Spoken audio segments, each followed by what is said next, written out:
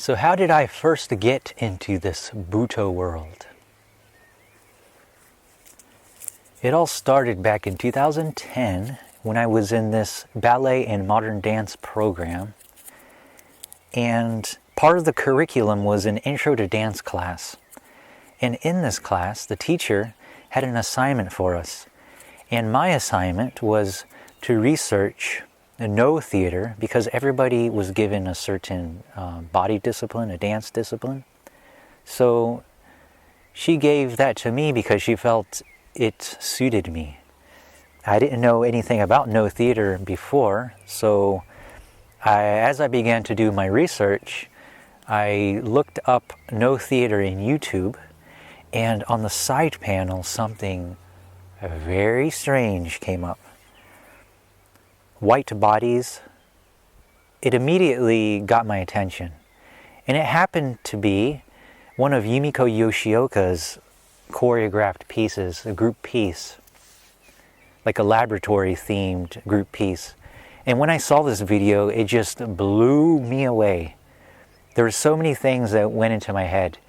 Like one of the things was this ayahuasca feeling, because ayahuasca, in my past I have done a lot of this substance, and in this dance I saw this like beyond life, beyond death, or sort of like this liminal zone.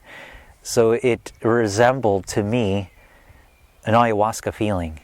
So this was the first feeling that I got from this, first impression, and it just kept revisiting my life. This piece I actually chose instead of a piece for no theater. I chose to do my research project for this class on this same video. So I did a presentation on it, and I even remember in that first year there was a topic that we were researching. It was a choreography class. And we were reading Kafka's Metamorphosis, which is, Bug's World. And I found this a perfect opportunity to do what I felt at the time was like a Butoh dance. So I did my own resonance with no teachers or anything, of just what I felt was a Butoh, and I did a sort of like a Butoh modern dance piece in the class. So fast forward, and I'm at the university, the end of my first year of junior year at the university in Tampa. And as I was just resting, I just went for a nap. I had a very peculiar dream. I was in a stadium, like a football stadium, full of people. The lights were dimmed a little bit. It was good lighting. I was in some leather or vinyl suit that resembled, if anybody has seen that horror movie from their childhood, Hellraiser, Pinhead's, something like this, like Pinhead's outfit. And all I was doing the ashwalk up and down the bleachers.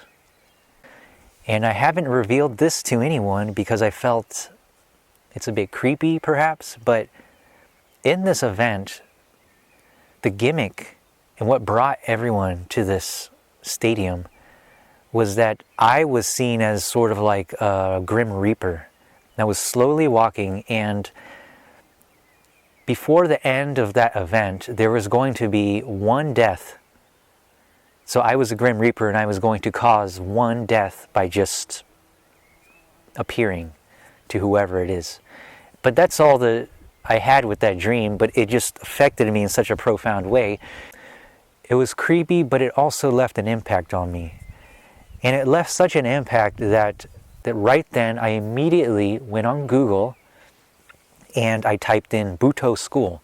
Because at that moment, I was thinking, I don't know how I'm going to do this, but I need to go into this Butoh world, because it has been just now, it has entered my dreams.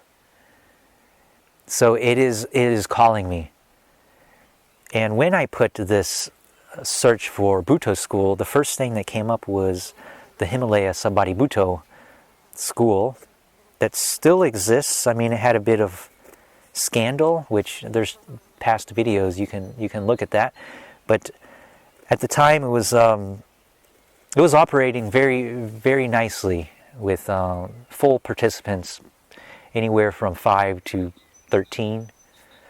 And I decided that I was going to go the next spring, but I actually lost my patience because it just kept on infiltrating my world, this Butoh world, that I went that fall.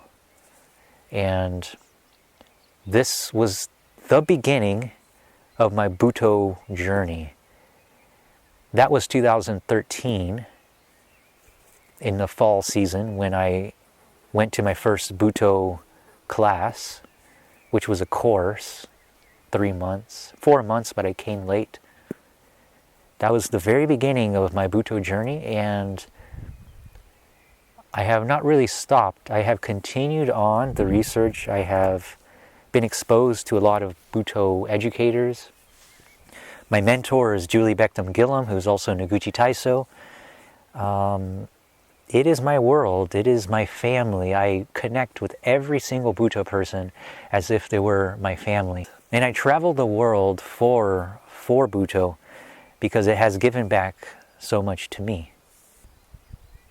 And so I'm wishing that it can affect some of you the way it has affected me. And this is one of the reasons that I am out there guiding, because I see how much it has given to my life. And I hope that it gifts many things to you.